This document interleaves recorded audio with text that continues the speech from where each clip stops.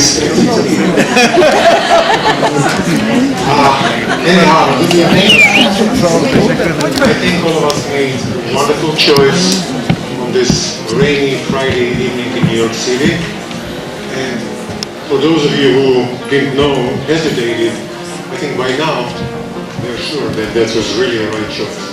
Today's concert is co-sponsored by the Armenian General Benevolent Union, the Diocese of the Armenian Church of America, the Armenian Prelacy, Armenian Radio Hour of New Jersey, Direct Help for Armenian People, and the Fund for Armenian Relief.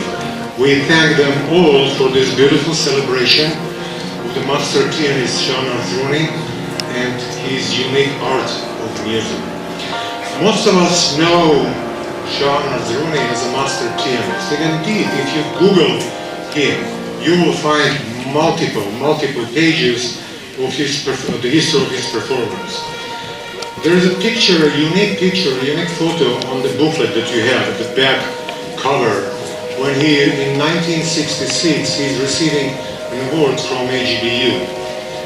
2 years after that, he was performing at the Metropolitan Museum Arts at their centennial celebration of the collection of historic instruments. Sean has performed with Victor Borge, playing in Borge's concerts starting with him in 1960 and then again in 1980. He appeared in television and radio broadcasts including The Tonight Show with Johnny Carson, The Mike Douglas Show, and a number of PBS specials. For those of you who are of my generation, these names say a lot, of course. He recorded for European radio networks, gave performances at the White House, and on and on and on. However, Sean is much more than just a master pianist of world-class standing. He has achieved recognition all around the world as a composer, ethnomusicologist, teacher, writer, producer, and more. His contribution to promoting Armenian music is hard to overestimate. One can say he is truly an ambassador of the Armenian music to the world.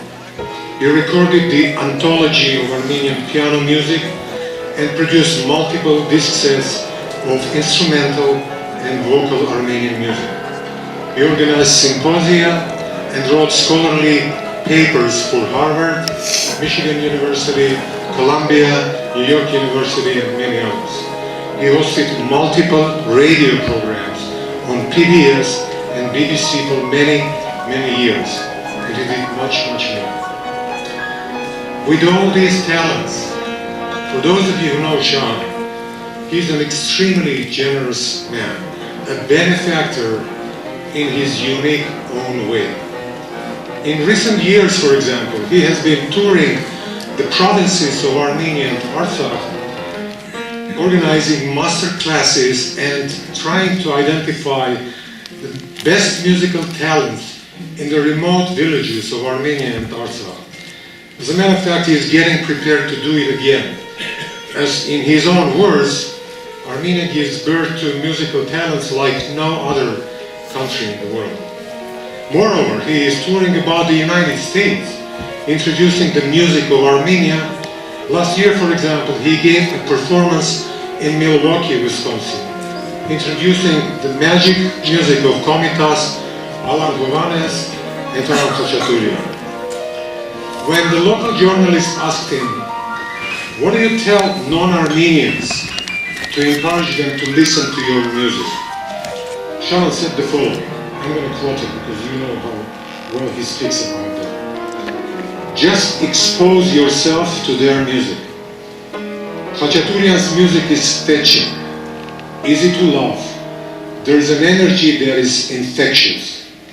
Alan Govanes' music is hypnotic. He is the first New Age music composer. There is nothing complex about his music. It is direct, it is forthright.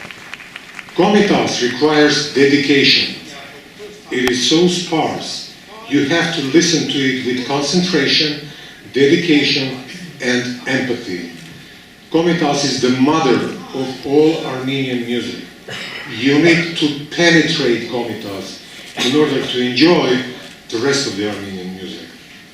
Wow, only Shan could say that. We can talk about Shan many hours. However, it's such a joy in this cultural center of the world to have a star of our own, a man of multiple talents. Ladies and gentlemen, Shahan Arzruni. That were of exquisite quality. Mirzoyan, Babajanyan, Harutunian, Saryan, and Khudoyan. Those went together. But I think Mirzoyan was the first among equals. Maybe I'm prejudiced. I've known all of them except for Babajanyan.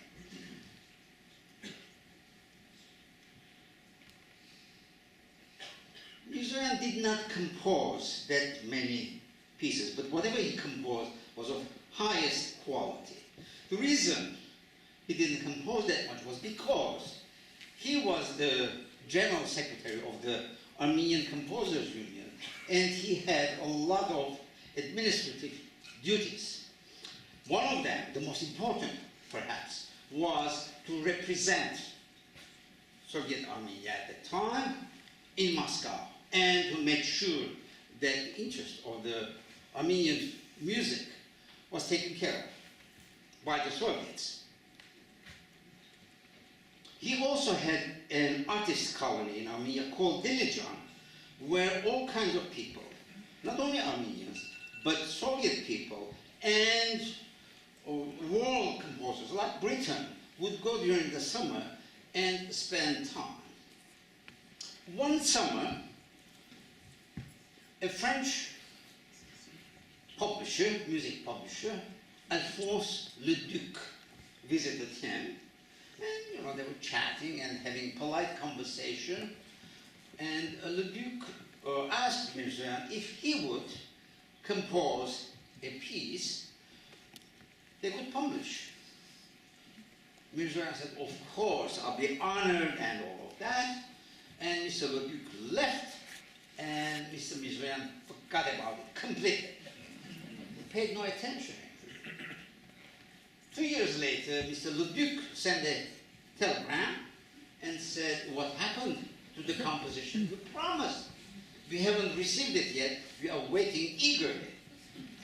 Suddenly, Edik realized that this was a serious offer, and he had to come up with a piece. At that time, Edik has a son and a daughter.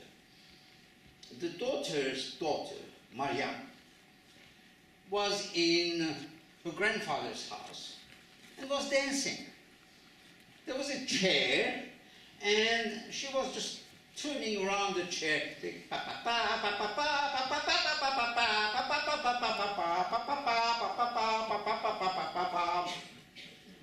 And Mirzoyan listened to it and said, "Gee, this is very interesting." And immediately he got a piece of paper and pencil, wrote down the music. That was the inspiration for him to write Leduc's piece. He finished it in 2 weeks actually.